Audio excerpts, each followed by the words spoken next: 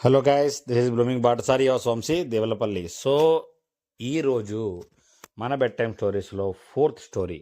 ఓకేనా? లాస్ట్ 3 డేస్గా చాలా మంచి రెస్పాన్స్ ఇచ్చారు. So first of all come on, పిల్లలు ఎక్కడ ఉన్నారు? కమాన్ కమాన్, గేదర్ గేదర్.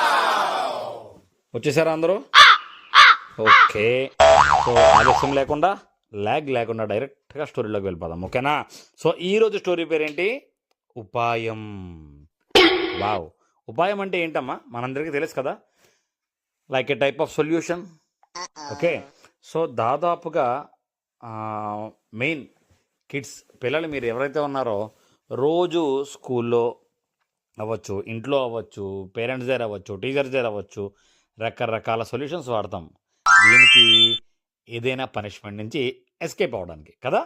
సో అలాంటి ఉపాయం అసలు ఎలాంటి చోట వాడాలి, ఎప్పుడు వాడాలి, అది వాడడం వల్ల ఎవరు ఎలా సేవ్ అయ్యారనేదే ఈ కథ. ఓకేనా? సో ఎస్, కథలోకి వెళ్ళిపోతే, ఒక స్కూల్లో నుంచి పిల్లలందరినీ కూడా ఆ స్కూల్ మేనేజ్మెంట్ పిక్నిక్ తీసుకెళ్లారు. పిక్నిక్ ఎక్కడికి వెళ్ళారు? ధవళేశ్వరం. వావ్. గోదావరి జిల్లాల్లో ఒకటైన గోదావరి తీరాన ఉన్న రాజమండ్రికి దగ్గరలో ఉన్న ధవళేశ్వరంకి వీళ్ళందరినీ కూడా పిక్నిక్కి తీసుకెళ్లారు. సూపర్ ప్లేస్ కదా. మీరు ఎప్పుడైనా వెళ్ళారు ధవళేశ్వరం? యా. అక్కడ అంతా కూడా చాలా ఆహ్లాదంగా ఉందన్నమాట. ఎంత బాగుందంటే అంత బాగుందంట. అయితే అక్కడ ఏమేమి చూశారు?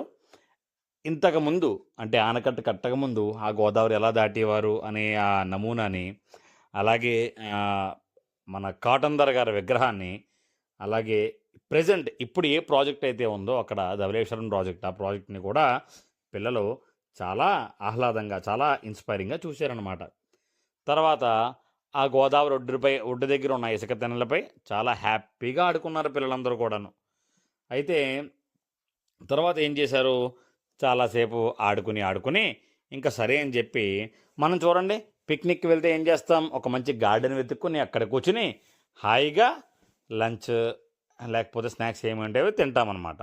సో అలా ఆడుకున్న తర్వాత దగ్గరలో ఒక తోట ఉంటే ఆ తోట లోపలికి వెళ్ళి పిల్లలందరూ కూడా కూర్చుని శుభ్రంగా అందరూ కూడా కలిసి లంచ్ చేశారనమాట.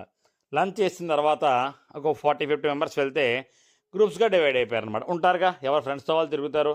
సో లంచ్ తర్వాత మళ్ళీ ఈవినింగ్ రిటర్న్ బస్ ఎక్కే వరకు కూడా ఆ తోటలోనే ఇద్దరు ముగ్గురు చొప్పున హాయిగా వెళ్ళి అంతా కూడా ఎక్స్ప్లోర్ చేస్తూ ఆడుకుంటున్నారనమాట. ఆ గ్యాప్లో రాణి వాణి అనే ఇద్దరు ఫ్రెండ్స్ ఒకవైపుగా వెళ్ళారనమాట. ఓకే, సరదాగా అలా కబుర్లు చెప్పుకుంటూ వాళ్ళు అలా గార్డెన్లో నడుస్తూ దగ్గరలో ఒక జామ చెట్టు కనిపించిందనమాట. సో ఆ జామ చెట్టు వెనకాల ఇంకంతా కూడా పొదలో తుప్పలో ఉన్నాయి. సరే అని చెప్పి జామకాయలు తెచ్చుకుందామని జామ చెట్టు దగ్గరికి వెళ్ళారు. చెట్టు చూస్తే చాలా పెద్దదైంది. వీళ్ళిద్దరూ రాణి వాణి ఇద్దరు కూడా ఆడపిల్లలు కదా, చెట్టు ఎక్కడానికి అమ్మో చెట్టు ఎక్కలేమని చెప్పి చెట్టు కింద పడి మంచిగా శుభ్రంగా ఏ కాయలు అయితే ఉన్నాయో అవి తీసుకుని కడుక్కుని తిందామని చెప్పి అవి తీసుకుని వాళ్ళు అక్కడి నుంచి రిటర్న్ తిరిగారనమాట. అలా రిటర్న్ తిరిగిగానే ఆ చెట్టు మీద నుంచి ఏదో కిందన గట్టిగా పడినట్టు సౌండ్ వచ్చిందనమాట.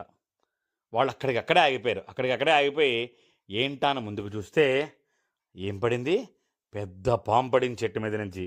అమ్మో, పాము అంటే భయమేనా మీకు? నాకైతే చాలా భయం పాము అంటే. సో ఆ పామును చూడగానే ఇద్దరు కూడా గజగజా వణికిపోయారు. వెంటనే రాణి చాలా గట్టిగా అమ్మో అమ్మో అని అరవబోతుంటే వాణి ఏం చేసింది? ఆ రాణి చేయి గట్టిగా పట్టేసుకుని అరవకు అని చెప్పి సైగ చేసిందనమాట. అయితే వాళ్ళు పాపం వెనక్కి వెళ్ళాలంటే అంతా తుప్పలు, అలానే ముందుకు వెళ్తే పాము ఉంది. ఎటు వెళ్ళాలో తెలియక ఇద్దరు కూడా భయంతో బిక్కుమని అక్కడే ఉండిపోయి ఏం చేయాలో అర్థం కావట్లేదన్నమాట. అంత గార్డెన్లో, ఆ గోదావరి ఒడ్డున ఉన్న గార్డెన్లో కూడా వాళ్ళకి ఫుల్గా చెమటలు పట్టేస్తున్నాయి భయంతో. ఆ పాము చూస్తే పడగ విప్పుకొని అక్కడే ఉంది.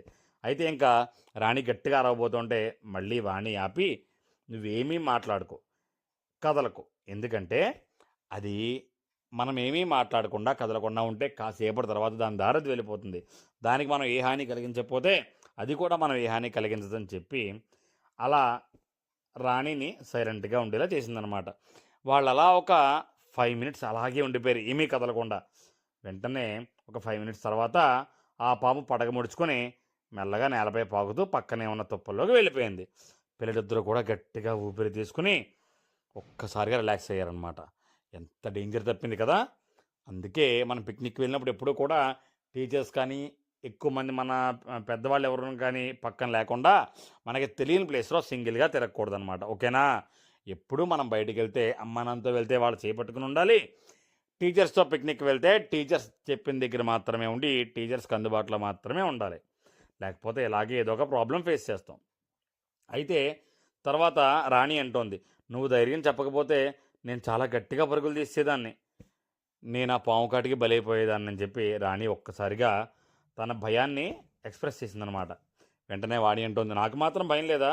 కానీ ఇలాంటి ప్రాబ్లమ్స్ వచ్చినప్పుడు, ఇలాంటి డేంజర్ ఎదురైనప్పుడు మనం ఫస్ట్ ఏం చేయాలి? భయపడకుండా ఒక్కసారి ఆలోచించాలి.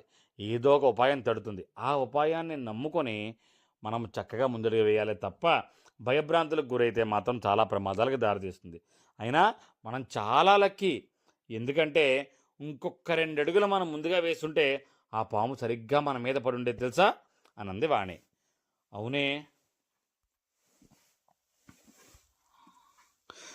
అంది రాణి. అవునే ఇద్దరూ వడివడిగా చాలా ఫాస్ట్‌గా అందరూ ఉన్న చోటకి వెళ్ళి జరిగిందంతా చెప్పారనమాట. వెంటనే వాళ్ళ ఫ్రెండ్స్, స్కూల్ స్టాఫ్ అందరూ దగ్గరికొచ్చేసి, "ఏమైంది? ఏమైంది? అందరూ ఓకేనా? ఓకేనా?" అంటే రాణి, "ఇంగో వాణి సపోర్ట్ వల్లే మేము ఏ ప్రాబ్లమ్‌లో ఇరుక్కోకుండా, ఏ డేంజర్ లేకుండా బయటపడ్డామని" చెప్తే అందరూ కూడా వాణిని వెరీ గుడ్ అని అప్రిషియేట్ చేశారనమాట. సో, ప్రాబ్లమ్స్, డేంజర్స్ అందరికీ ఎదురవుతాయి. అలాంటప్పుడు మనం ఏం చేయాలి? ఒక్కసారి ఓపికగా, సహనంగా మంచి ఉపాయం ఆలోచించి మన ధైర్యాన్ని ప్రదర్శించాలి. ఉపాయంతో తప్పించుకొని బయటపడాలి. వాణి తాను ధైర్యంగా ఉంది. అంతేకాకుండా రాణికి ధైర్యం చెప్పింది. కనుకనే ప్రమాదం నుండి ఇద్దరు కూడా బయటపడ్డారు కదా! కాబట్టి మనం ధైర్యంగా ఉండడమే కాకుండా మన పక్క వాళ్ళని కూడా ధైర్యంగా ఉండేలా మనము ఎప్పుడు కూడా ప్రోత్సహించాలి, ధైర్యం చెప్పాలి. అంతేకాని మనం భయపడి లేని భయాన్ని పక్క వాళ్ళకి ఎప్పుడు మనం కలిగించకూడదు కదా! చాలా మంచి ఉపాయంతో వాణి, రాణి ఇద్దరు కూడా సేఫ్‌గా వాళ్ళ టీచర్స్ దగ్గరికి చేరుకున్నారు. ఆ తర్వాత టీచర్స్ అందరూ కూడా వాణిని అప్రిషియేట్ చేశారు. ఆ సాయంత్రం అందరూ ఇంటికి వెళ్ళిపోయి హ్యాపీగా పడుకున్నారనమాట. సో, మనకి ఈ కథలో ఏమర్థమైంది? ఎప్పుడూ కూడా అపాయంలో ఉన్నప్పుడు మంచి ఉపాయం ఆలోచించాలి. అవునా? అలాగే ఎప్పుడైనా బయటికి వెళ్ళినప్పుడు మన ఇల్లు దాటి ఎక్కడికి వెళ్ళినా సరే పేరెంట్స్‌తో వెళితే వాళ్ళకి అందుబాటులోనే ఉండాలి. టీచర్స్‌తో వెళ్తే వాళ్ళకి దగ్గరలోనే ఉండాలి. ఎప్పుడు కూడా మనము సింగిల్‌గా మన చిన్న ఏజ్ కాబట్టి చిన్న ఏజ్‌లో ఉన్నప్పుడు సింగిల్‌గా మనం ఎప్పుడూ దూరంగా వెళ్ళిపోయే ఎటువంటి అపాయాలకి కూడా మనము ఛాన్స్ ఇవ్వకూడదు. ఓకేనా? ఓకేనా? Okay guys, stay safe. హాయిగా పడుకోండి. ఈ కథ వింటూ చక్కగా పడుకొని రేపు మార్నింగ్ లేచి ఈ కథ గురించి మీ ఫ్రెండ్స్ అందరికీ చెప్పండి. అలాగే వాళ్ళందరికీ కూడా మన బ్లూమింగ్ బాటసారి ఛానల్ గురించి చెప్పి సబ్స్క్రైబ్ చేసుకోమనండి, లైక్ చేయండి, షేర్ చేయండి. ఓకేనా? సో, ఈ కథలో విన్న ధవళేశ్వరం మీరు ఎప్పుడైనా వెళ్ళినట్లయితే ఆ ఊరిలో మీరేం చూశారో చక్కగా ఒక మంచి కామెంట్ రూపంలో నాకు తెలియజేయండి. ఓకేనా? Bye, good night. రేపు మంచి కథతో మళ్ళీ మీ ముందుకు వస్తాను. సైనింగ్ ఆఫ్, యువర్ బ్లూమింగ్ బాటసారి. బాయ్.